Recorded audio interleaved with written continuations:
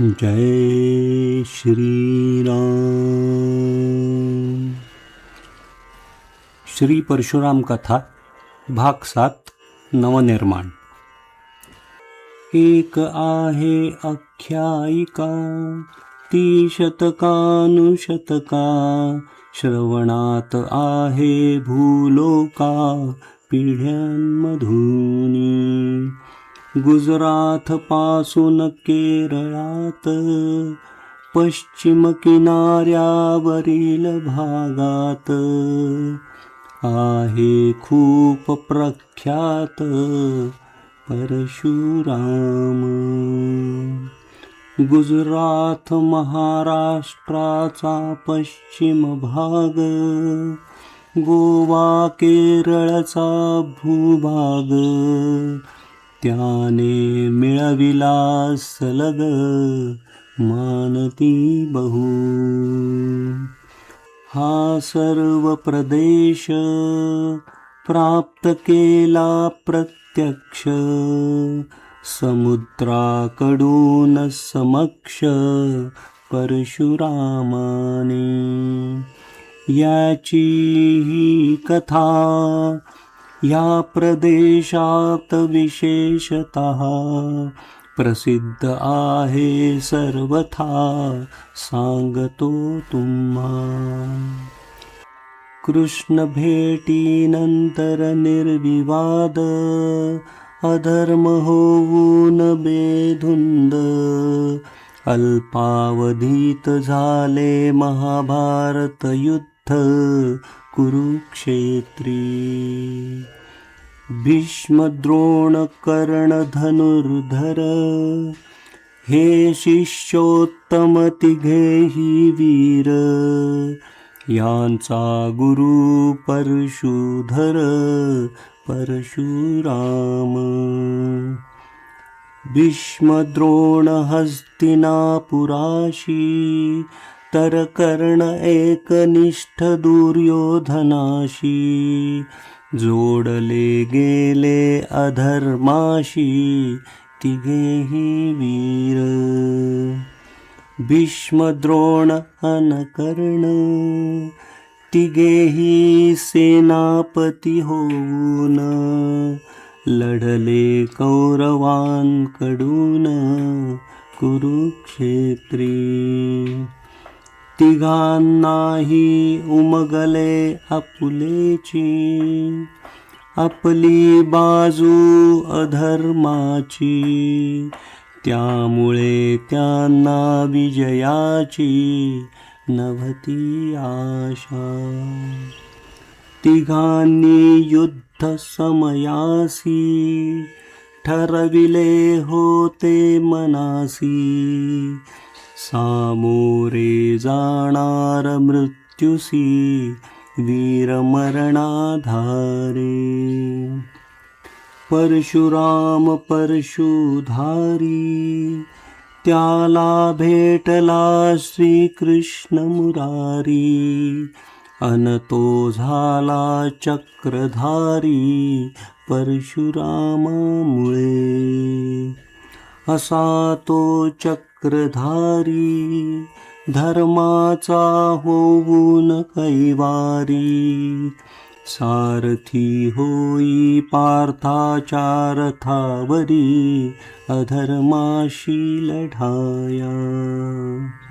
युद्ध सुरू होत असता, त्याने सांगितली भगवत गीता। धर्माच्या रक्षणाकरिता जनहितार्थ। भीष्म द्रोण अन कर्ण करीत असता शरसंधान। नाही येणार त्यांस मरण जाणले त्याने।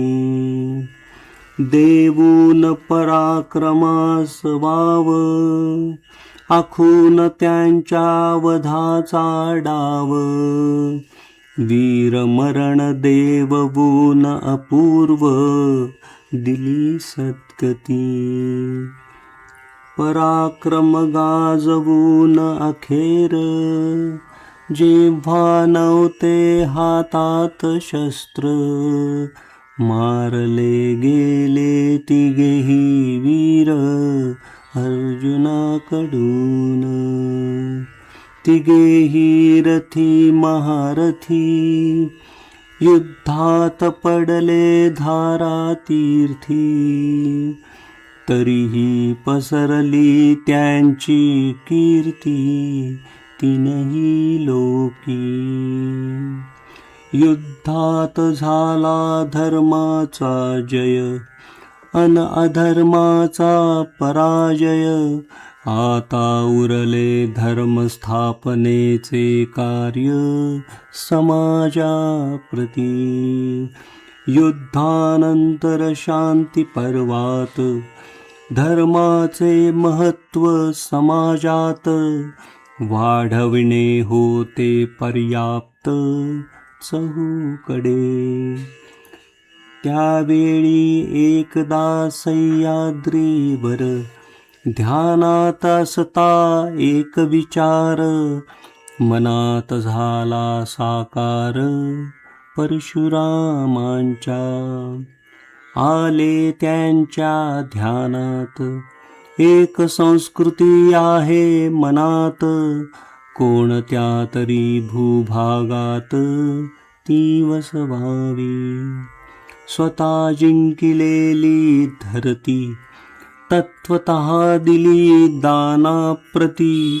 कोठे वसवावी संस्कृती कोणत्या भूभागी. ऐसा येता विचार मनासी, सत्वर बसला ध्यानासी. आवाहन केले सागरासी भूमीसाठी.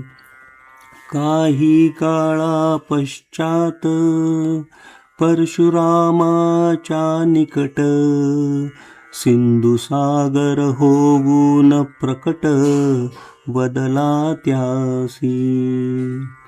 झालो प्रसन्न तुझवर, तुझ्या मनातले विचार. जाणितो मी सविस्तर जनकल्याणाचे. तू खरा शिवभक्त, शिवभक्ती व्हावी वृद्धिंगत. हाच विचार सतत तुझ्या मनी. धर्माची करावया राखण, एक संस्कृती करावी निर्माण. हेची तुझे प्रयोजन मी जाणितो. अशी असावी संस्कृती, मुळाशी असावी शिवभक्ती. समाजाची असावी मनोवृत्ती त्याप्रमाणे. संसार आणि संन्यास असावा या दोघांच. शिवभक्तीवर विश्वास सदा सर्वदा. भक्ती त्या शिवाची, तीच भक्ती विष्णूची. अन तीच आदिशक्तीची अद्वैत सारे. सर्वांनी तुझ्या संस्कृतीतील हे जाणावे सकळ. अन करावे कर्म त्रिकाळ त्याप्रमाणे. प्रभाती करावा ध्यान योग, मग आचरावा कर्मयोग. अनंतर तो भक्तियोग ज्ञानपूर्ण. ऐसे करून योग जाणून घ्यावे वेदांग. ब्रह्मज्ञानाचा पत्करावा मार्ग आपण स्वये.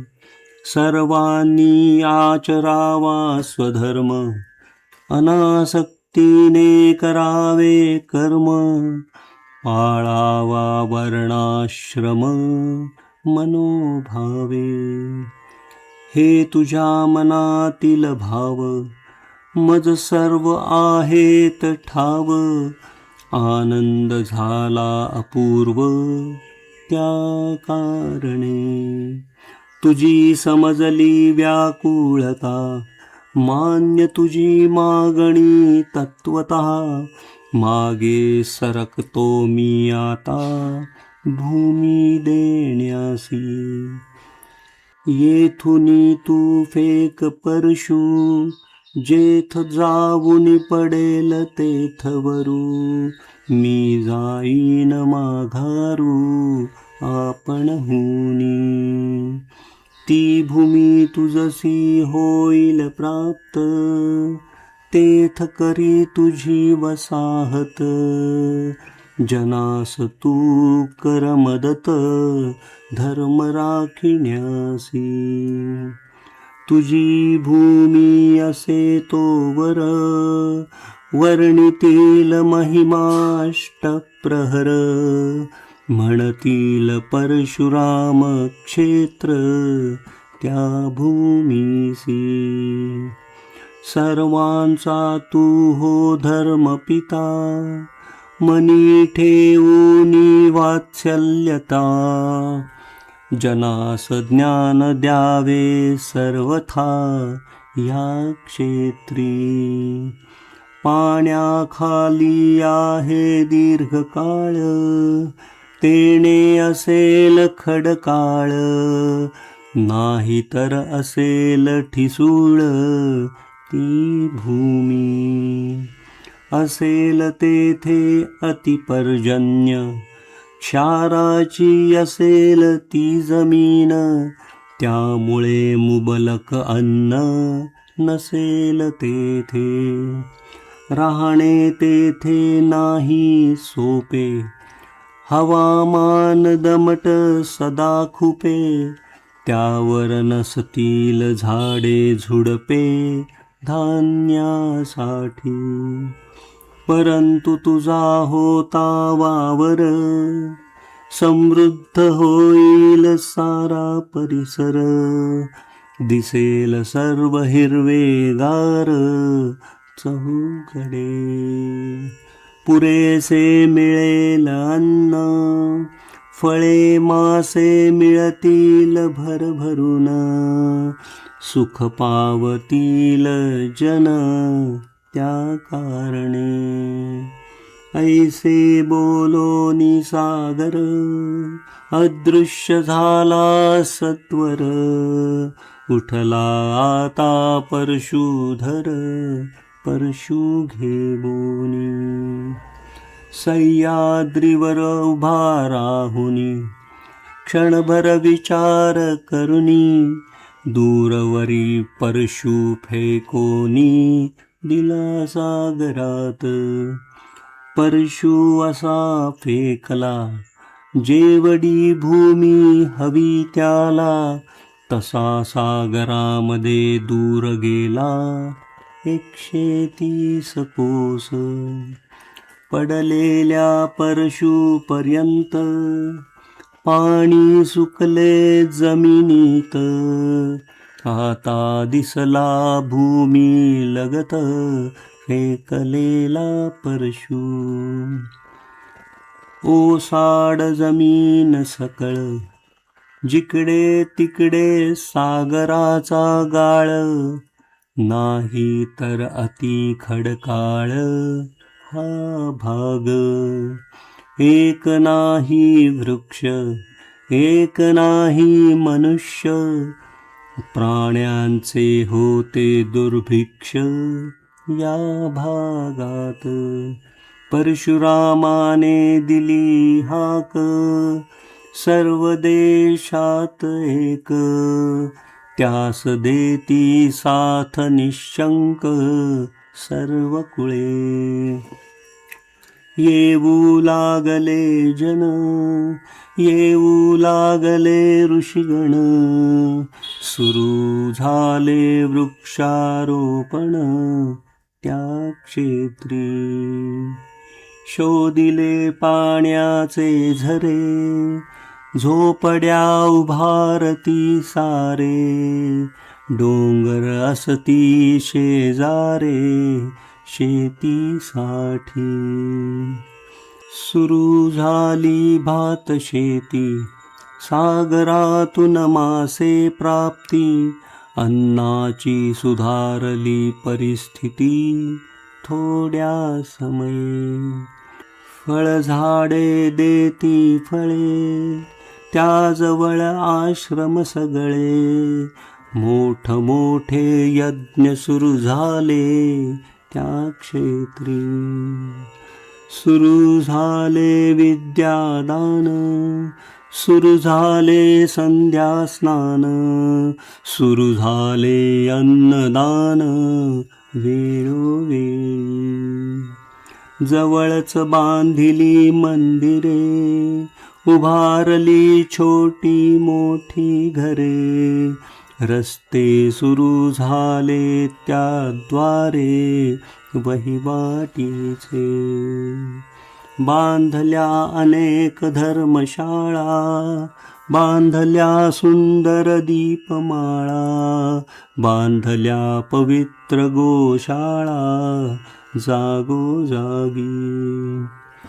सुरू झाली देवाण घेवाण, या सर्वाचे करावया रक्षण. तयार झाले काही जण आपणहून.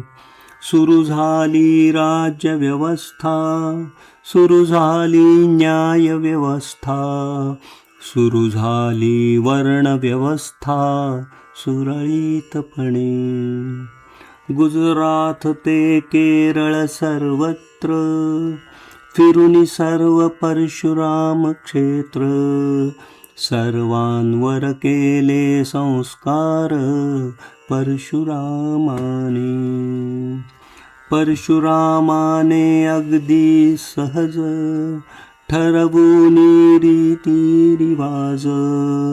स्थाना परत्वे उभारले समाज धर्मकार्यार्थ. विद्यादानाने केले साधक, ते करीती कार्यविधायक. घडविले सहस्र मार्गदर्शक परशुरामाने. मार्गदर्शक करीती परमार्थ, सोडूनी निज स्वार्थ. प्रज्वलित करीती अग्निहृदयस्थ शिव आराधनेचा. जागोजागी मंदिरे उभारती, शिव विष्णू सरस्वती. लक्ष्मी गणेश पार्वती अशी कितीतरी. देवदेवतांची आराधना, हीच खरी शिव आराधना. अशी शिकवण सर्वांना देती मार्गदर्शक. शिव आराधना ही मध्यवर्ती, कल्पना ठेवून पुढती. जन आपुले कार्य आचरती ह्या संस्कृतीमध्ये. अशा प्रकारे परशुरामाने त्या भूमीवर परिश्रमाने वसवली अतिउत्तमपणे मनातील संस्कृती. परशुराम क्षेत्रातील एक भाग, किनाऱ्यावरील सलग. त्याचे नाव कोकण विभाग वैशिष्ट्यपूर्ण. या विभागातील सर्वथा मानिती परशुरामास करता.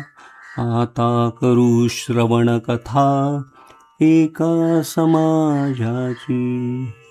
सह्याद्री अन सिंधू सागर, यामधील समांतर परिसर. नाव त्या भूभागाचे समग्र कोकण प्रदेश. कोकण प्रदेश नैसर्गिक, महाराष्ट्र गोवा कर्नाटक. त्यांच्या पश्चिम सीमे नजिक असा भूभाग. कोकण भाग निसर्गरम्य, आंबा फणस कोकम, केळी सुपारी काजू उत्तम अन भरपूर. सर्व डोंगर उतारांवर भात शेती भरपूर. दृश्यते मनोहर लुभावे सर्वा. परशुरामाच्या त्या भूमीवर काहीच नव्हते अगोदर. वास्तव्यास बोलविले परिवार दूरवरून. परशुरामाने बोलविलेले जन होते पसरलेले. कोकणात ते सगळे विखरुनी. त्याच्या होते मनात जनसामान्यांच्या हृदयात. करावयाची प्रतिष्ठित शिव आराधना. हवे होते त्यासाठी पुरोहित शिवपूजेसाठी. त्या काळी होत्या अशा व्यक्ती तेथे अभावाने. परशुरामे पाहिली तेथ होती 14 प्रेते चितेत. त्यांना जागविले त्वरित परशुरामाने. त्यांना दिले आत्मज्ञान, जागे झाले चितेतून. ते सर्व झाले पावन, तेणे नाव चित्पावन. अग्नी म्हणजे चित्य जाण, संकलन म्हणजे चयन. वेदी उभारूनी करीती यज्ञ, अग्निचयन तेची. जे करीत अग्निचयन, अनचयनाने झाले पावन. त्यांना म्हणती चित्पावन, दुसरी आख्यायिका. आख्यायिका अशा अनेक, किंतु सर्वांचे मत एक. चित्पावन मानिती निशंक परशुरामासी. 14 जणांना सांगे उचित, एक जमीन घ्या ताब्यात. त्यातून करा भरभराट, वा समृद्ध. व्हा सर्वांचे मार्गदर्शक, त्यांना बनवा आध्यात्मिक.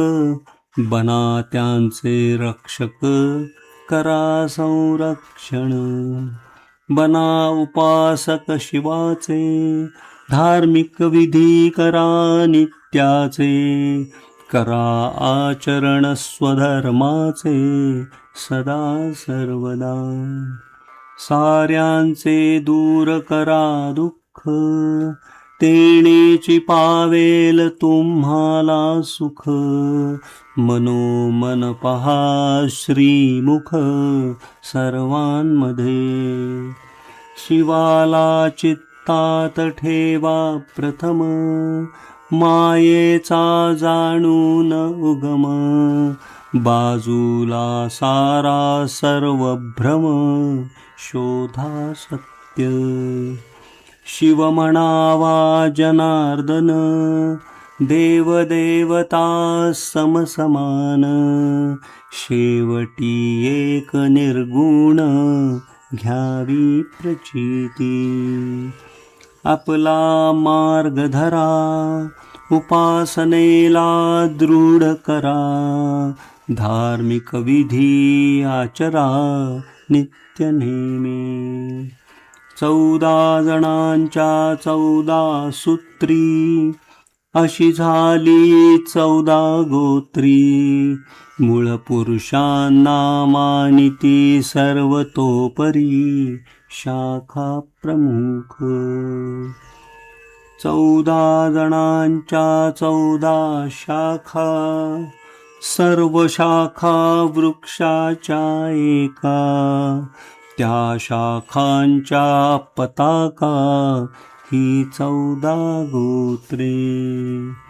शाखा असती विचारधारा, अन उपासना मार्ग सारा. प्रत्येक गोत्राची परंपरा, मूळ पुरुष रूपे. कपिकाश्यप कौंडिन्य, कौशिक शांडिल्य जामदग्न्य, वत्स वसिष्ठ नित्युंदन 9 गोत्रे. अत्री गार्ग्य बाभ्रव्याखेरीज, विष्णुवृद्ध अन भारद्वाज. अशी सर्व गोळा बेरीज 14 गोत्रे.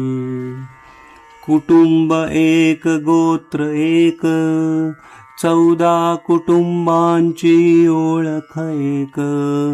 त्या सर्वांचा प्रमुख एक, तो परशुराम.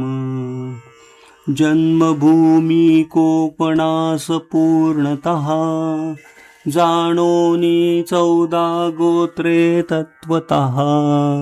मानिती आपला धर्मपिता परशुरामासी. घरातील माता पिता, आणि तो परशुराम धर्मपिता. यासी मानून सर्वथा आचरती कर्म. जशी ही कथा चित्पावनांची, तशीच गौड सारस्वतांची. अनत्यागी अवस्थींची आहे आख्यायिका.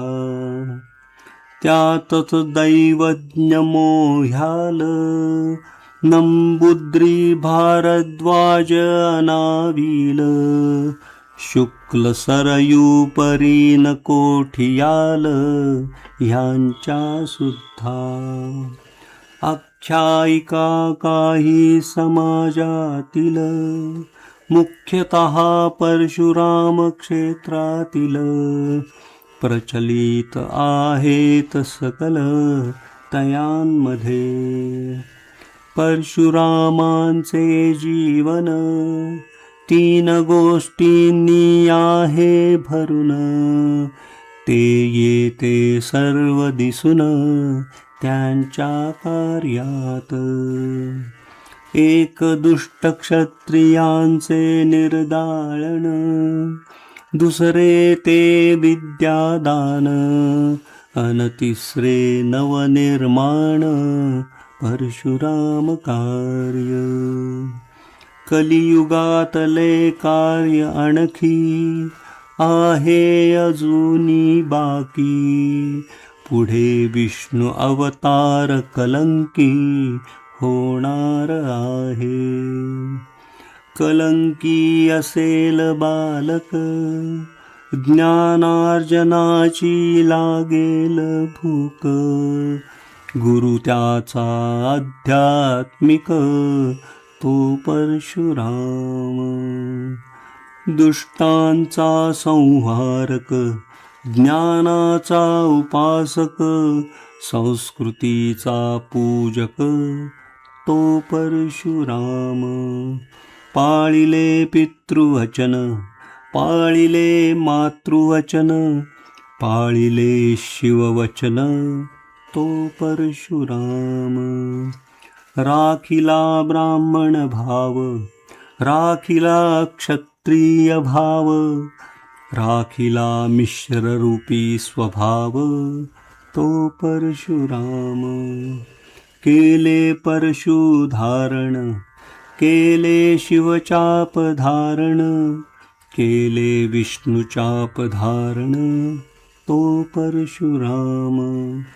केले निर्माण कोकण, केली संस्कृती निर्माण, केली समाजाची घडण, तो परशुराम. परशुराम कथेचे श्रवण, आता झाले संपूर्ण श्रीरामचरणी अर्पण ही कथा. भाग 6 समाप्त. जय जय रघुवीर समर्थ.